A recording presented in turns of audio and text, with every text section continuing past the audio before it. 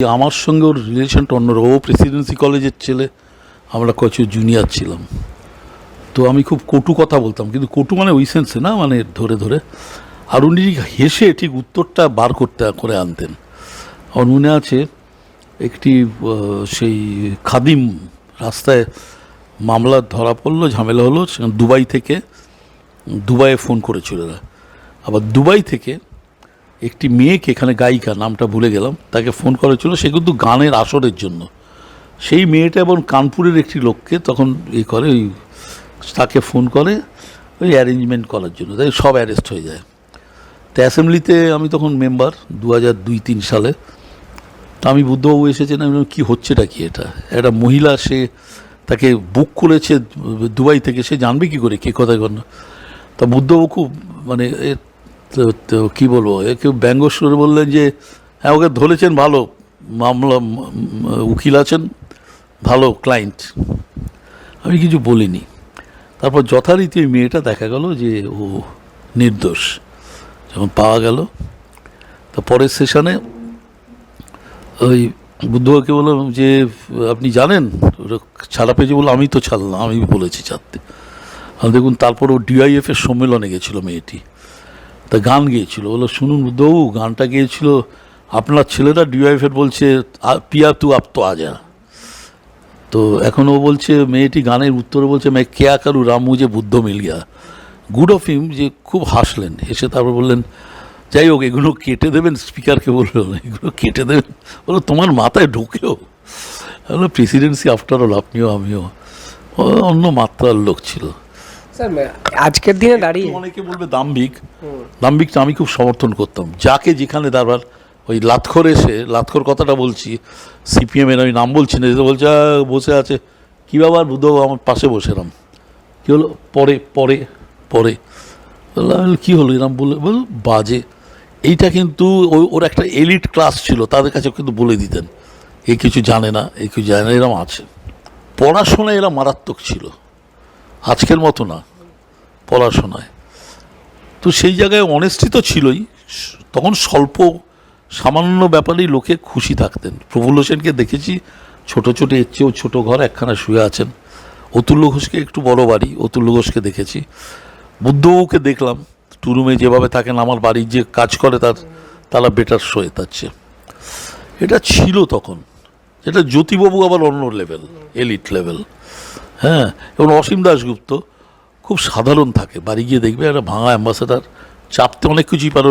ওর বউ খুব বড় চাকরি করে রিজার্ভ ব্যাংকে। এটা ছিল বুদ্ধবাবু ইজ বুদ্ধবাবু। আমার কাছে খুব প্রিয় লোক, যদিও দুবার হেরে গেছিলেন। এইটাই আমার ভোটারদের চরিত্র, একবার যাদবপুর হারলেন, একবার বাগবাজার থেকে হারলেন। কিন্তু বুদ্ধবাবু ইজ বুদ্ধবাবু। মানে বুদ্ধদেব ভট্টাচার্য বলতে পারো এলিট, কেন খারাপ লোককে সামনে বলে দিত, ওটা খুব বদগুণ ছিল। চোর মালে যাও, কথা নেই, এটা ছিল। কিন্তু পড়াশোনা জানা লোক, যারা সৎ লোক, তাদের সঙ্গে কিন্তু অন্য ব্যবহার করতেন। তো হেরে গেছে, কী করে হেরে গেছিলেন। ও তো বইও লিখলো, ওটার নাম কি বিখ্যাত, এটা মানে কমিউনিজমের ওপর, নামটা ভুলে গেলাম। তা সেখানে দেখো কত ভালো লোক। তা বললো দলটাই শেষ কথা, আদর্শ। আমি বুদ্ধবাবুকে বলছিলাম দাদা আমি এটা বিশ্বাস করি না। কেন বিশ্বাস করো না? আর আসলে হলো ক্ষমতা। ফ্রয়েড বলেছিলেন সেক্স এটা ডিটারমিন করে মানুষের গতি প্রকৃতি, আমি ওনাকেও বলেছিলাম। মার্কস বললেন অর্থনীতি, আর বার্টন রাসেল বললেন ক্ষমতা। তো উনি বললেন আমি তো এইভাবে ভাবিনি। এই ছিল বুদ্ধদেব ভট্টাচার্য। বুদ্ধদেব তো হেরে গেছিল, ভাবা যায়? ওই লেভেলের লোক দুবার, হ্যাঁ হেরে গেছে। কিন্তু উনি কখনোই আমি জিতেছি কখনো বলতেন না, দল জিতিয়েছে। ইজ আ ডিফারেন্ট, বললাম তো, বারে বারে বলছি। ভদ্রলোক, সে চেয়েছিল ইন্ডাস্ট্রিয়ালাইজেশন হোক, সে তো নিজের জন্য চায়নি। এবং সবচেয়ে ব্যাপার হলো যে যারা ওকে সাপোর্ট করেছিল, তারা গিয়ে টাটা নিজে বলেছিল বুদ্ধবাবুকে যে তোমার লোকেরা উল্টো কথা বলছে বাইরে, সিপিএমের একদল লোক উল্টো কথা বলছে। টাটা ওই সিঙ্গুরের যখন মিটিং হলো, টাটা ওইকে বলেছিলেন, বললো আমি দেখছি। কিন্তু he was too good a man. Singur এখন হলে পিটিয়ে তুলে দিত। আমি তো দেখেছি লোকটাকে সামনে থেকে, কে দাগ মারবে? তুমি অসীম দাশগুপ্ত আমার ভালো লাগে না, দ্যাটস আ ডিফারেন্ট থিং। কিন্তু আমি বলবো যে অসৎ, হ্যাঁ, একটা ভাঙা গাড়ি চাপে। আমি এখনও বলছি এদের অন্য জেনারেল লোক ছিল, অন্য এই যে সূর্যকান্ত মিশ্র, তার বউ নাকি কবে চাকরি কি করেছিল। তাই প্রথম দিন বললাম ভাই সূর্যকান্ত মিশ্রকে চোর ভাবতে তার চেয়ে আমার সুসাইড করা ভালো, যদি আমি মনে করি। এরা অন্য জেনারেল লোক ছিল, অন্য লেভেলের লোক ছিল। বুদ্ধদেব বলল উন্নাসিক ছিল, এটাও ঘটনা, এটা কিন্তু ঘটনা আমি দেখেছি। যে মুহূর্তে দেখলো বা ছেলেটা পড়াশোনা, তো তাকে ডেকে আলাদা ট্রিটমেন্ট। এটা নয় যে আমার ছোট কথা মনে আছে, এটা কাউকে বলিনি, অনেক দিন বাদে বলছি আবার। আমি হঠাৎ আমায় ডাকলেন, হাইকোর্টে তখন স্ট্রাইক চলছে, স্ট্যাম্পের ব্যাপার নিয়ে। তা আমি বললাম যে দাদাই বলতাম যে আমাকে ডাকছেন, আমি তখন তৃণমূলের এমএলএ, আপনি আরেক কল্যাণকেও ডাকুন, তাহলে মমতা আবার অন্য কিছু বলে কল্যাণকে ডাকলেন।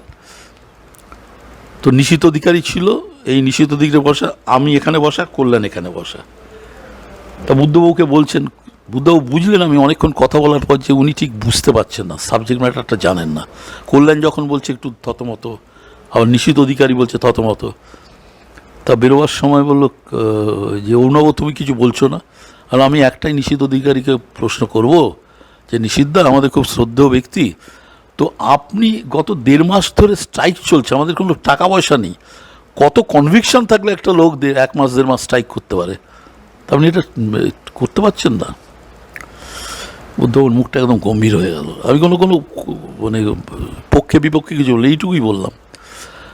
তো আমরা উঠলাম, উঠে বেরোচ্ছি, এই অরুণাব শোনো, কি দাদা, বলি একে আমি নমিনেশন দেবো না, মানে নিশীথ অধিকারীকে। তুমি যেটা বললে আমি এখন বুঝতে পারছি, এত লোক 1.5 মাস ধরে না খেয়ে আছে মানে নিশ্চয়ই কনভিকশন আছে। আরও বলছে কেউ নেই।